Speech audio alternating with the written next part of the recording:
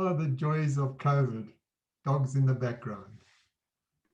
I've been working remotely for many years, John. It's not new. You haven't been able to get your dog to be quiet, though. Oh, I'm just teasing you. All right. Well, it is 9:30. So, okay, guys. Hi from the ASDSA. This is our 6th conversation. I'm John Arnesen, and my co-director and friend Andy in Cape Town, Andy Reinicke, is going to we co-conversing today on the question of credit accumulation and transfer, or what we also call CAT. I was going to have a picture of a cat, and I thought, no, that wouldn't be relevant. But today we're talking about credit accumulation and transfer, and why is it important to you? And hopefully I'll answer those questions. And if I don't, please table your questions so that we can deal with it. So let's just see, enter. First thing I thought I should do before getting into CAT in a little bit more detail, because these are, as always, 30-minute sessions, short, sharp, to the point, is these two definitions to differentiate the two, because they are completely different. So let's just go through definition 1. RPL is the recognition of non-formal or informal learning. Okay, non-formal or informal, as demonstrated in a portfolio of evidence. You have to gather evidence that is assessed by somebody. There's a process. I'm sure you can see that. We covered it last time. And RPL leads to two different things. It could lead to access to start a qualification, or some credits inside a qualification. So that's RPL. RPL is about non-formal or informal. CAT, or credit accumulation and transfer, is the opposite. It is the recognition of formal learning, and it has to be demonstrated by a certificate of achievement, piece of paper which is duly authenticated, and what it leads to is exemption of a subject or a module or component of a qualification. It's the two differences there. I hope you get that. So we've got definition of RPL, definition of CAT. I see we're still letting people in, so I'm just going to pause on this slide for a few more seconds. Okay, hi everybody. We're talking about credit accumulation and transfer. So let's just look, and I really have got a very few slides, so hopefully you're posting questions, and Andy's going to stop me and table those questions at the right time. So the first thing is, let's look a little bit more at let's call it the factual parts of credit accumulation and transfer. So it is the recognition and transfer of a subject or a module or a course that the learner, I hope it's obvious, but I've said it anyway, successfully completed. You have to successfully, it was formally assessed.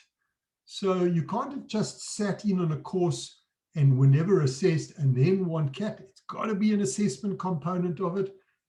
It must have been duly certificated. You've got a certificate of successful completion, or a piece of paper or a letter or whatever it is, you know, or even could be nowadays, it could even be a digital document, but you've got something from a properly accredited provider. Now, there's some nuances in there. This is not only applies to South African providers. So if somebody did a course in another country, so they did the Economics 1 part of a degree in the United States, and that provider that taught that degree subject was probably accredited in the US, and there was, you know, and there was successful completion.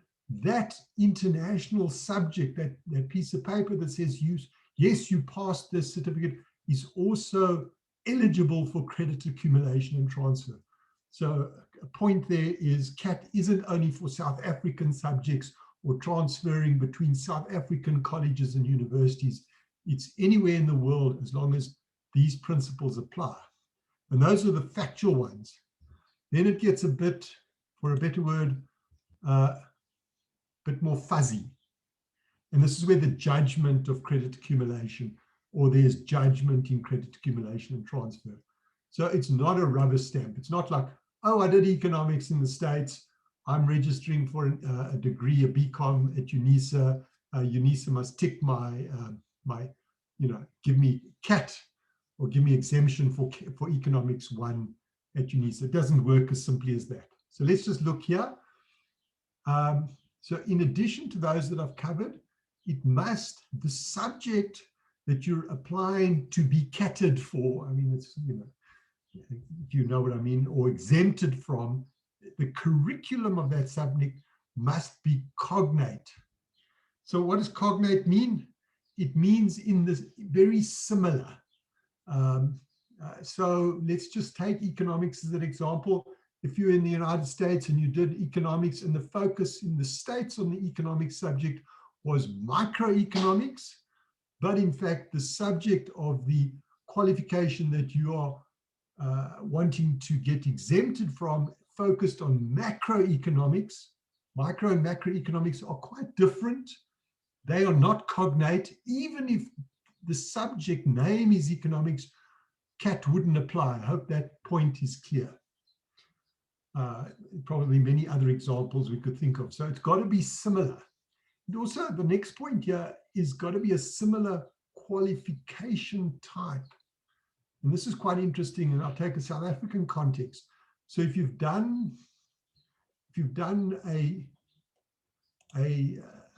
CETA qualification, an old unit standard based qualification, not old, but because they're still current, and maybe you did a NQF level 5 in let's just say banking, and there was a subject there within that, could even, or a unit standard that covered ethics, and now you are registering for a bachelor's degree, for example, and that's in the higher education space, different qualification framework, and you see, oh, there's NQF level 5 ethics, and it could even be the same number of credits, 12 credits.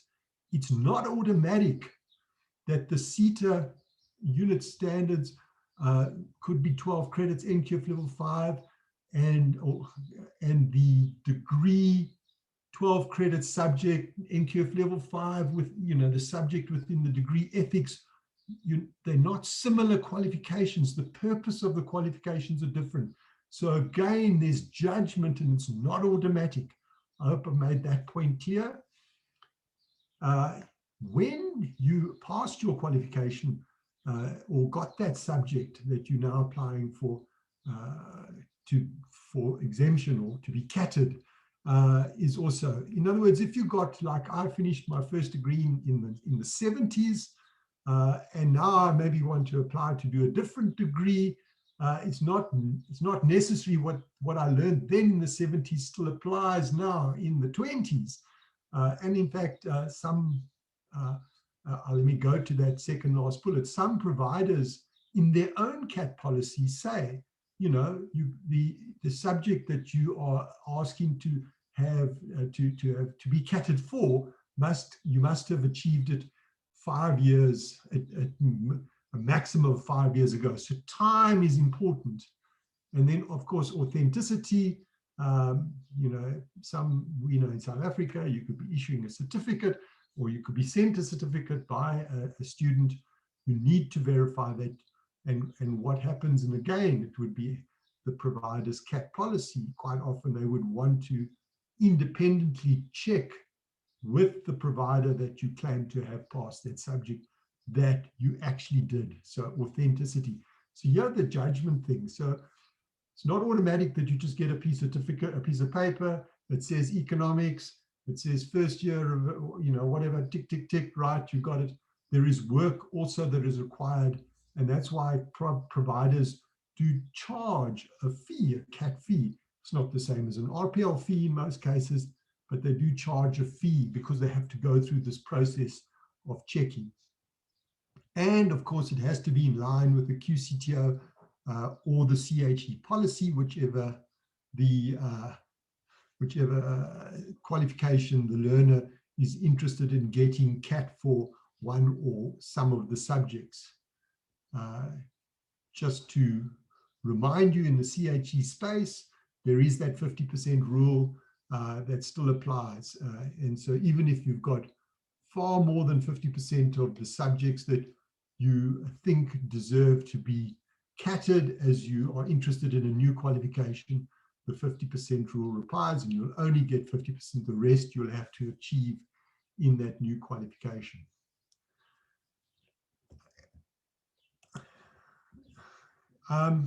So what I thought is, and Andy, maybe you come in with these questions as well if I don't answer them well enough.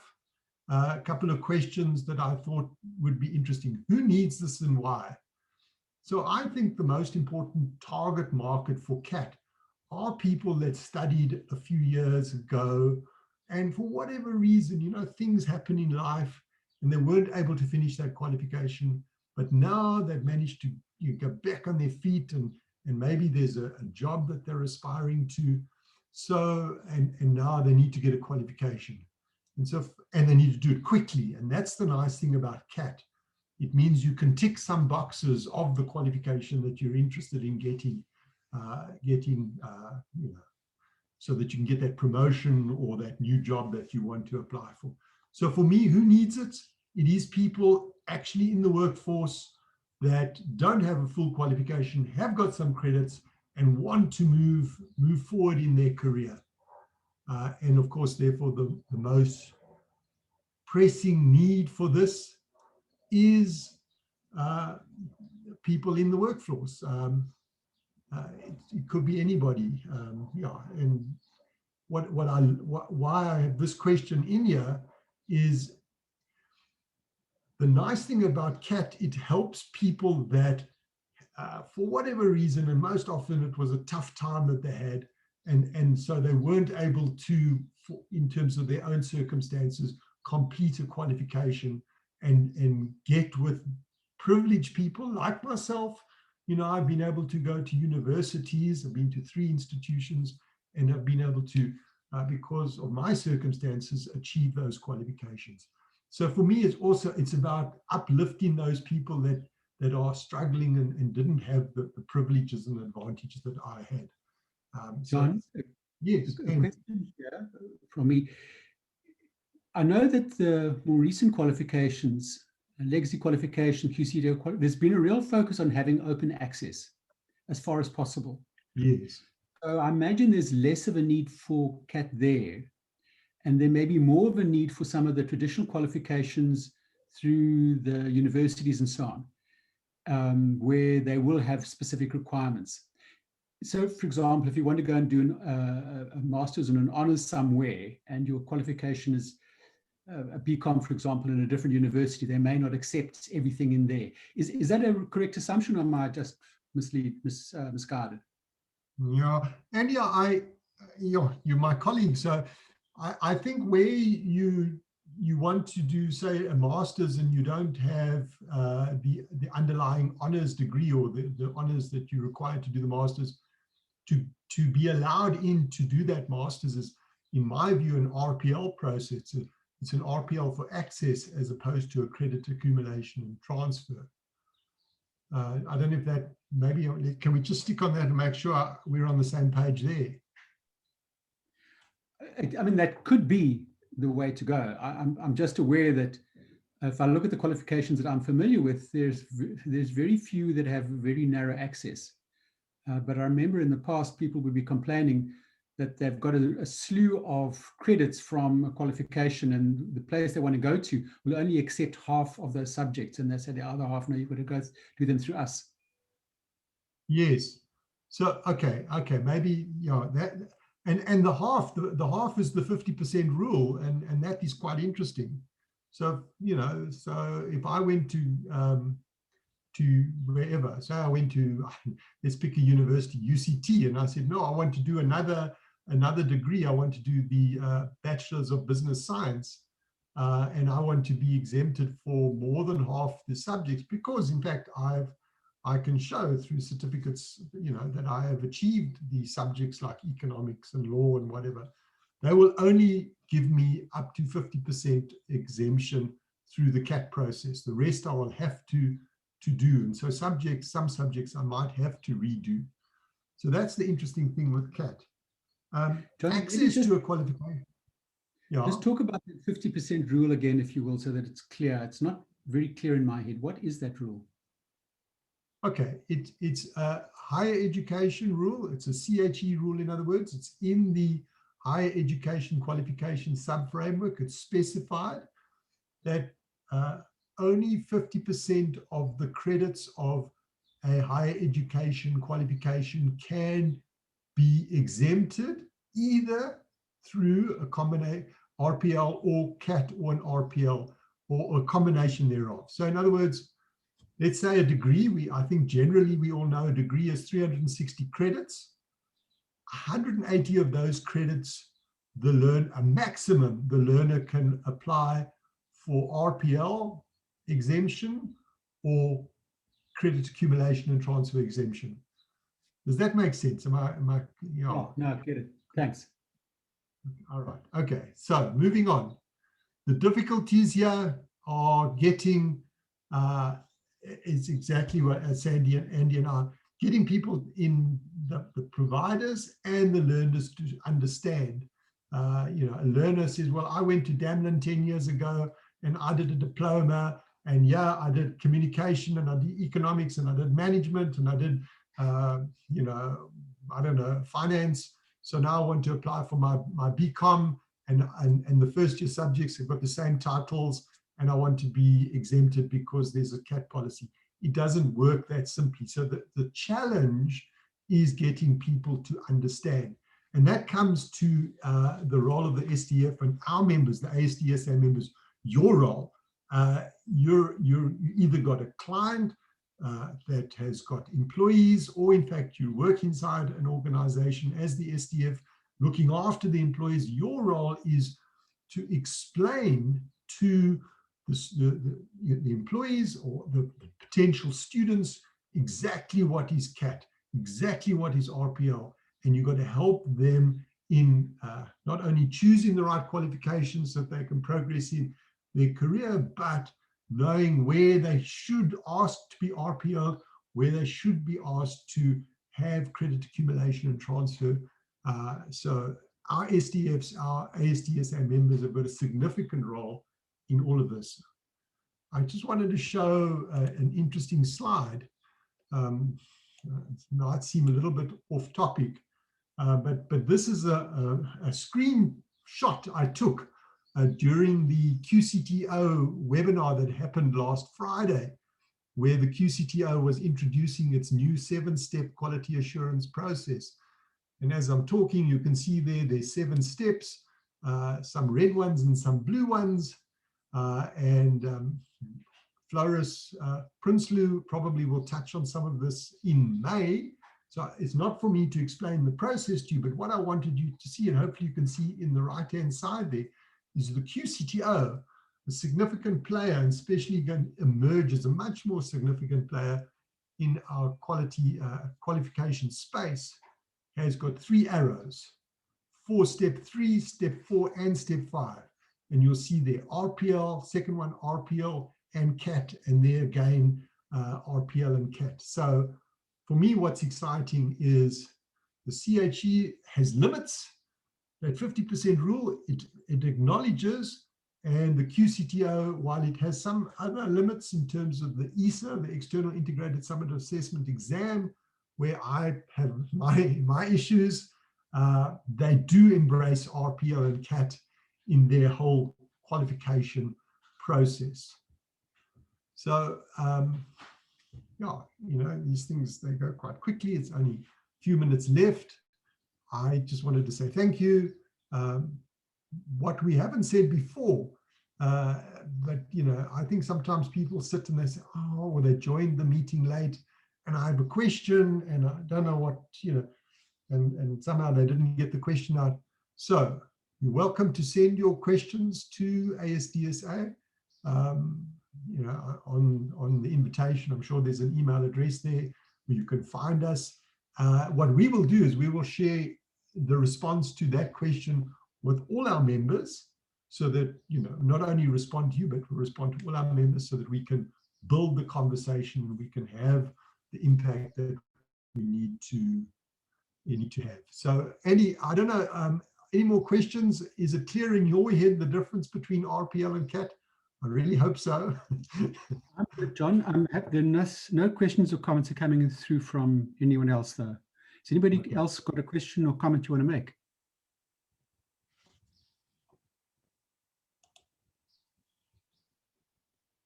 No, all quiet, John. And I just wanted to remind everybody that next month, the ASDA conversations are going to be, the host will still be Andy, but the subject matter expert is going to be Dr. Floris Prinsloo. He's going to be talking about apprenticeships in the 21st century. I've enjoyed my first 6 conversations with you guys. Hopefully I'll be back sometime later in the year. But I do encourage everybody to log in for what Floris is going to talk about. There are huge movements in that space, really worth taking note of. And let me just say that, yes, you might say, oh, apprenticeships, I'm more in the, let's call it the occupational or the office space. There are significant overlaps between the apprenticeship thinking and the, let's call it for a better word, the occupational qualifications. And so even if apprenticeship's not your area of interest, I still encourage you to listen. You'll learn a lot from Floris. Andy, thanks very much. I'm going to say goodbye unless there are any last minute questions. All good, John. Thanks so much, eh? Silence is golden. Have a good weekend, guys. Cheers then. Bye. Bye.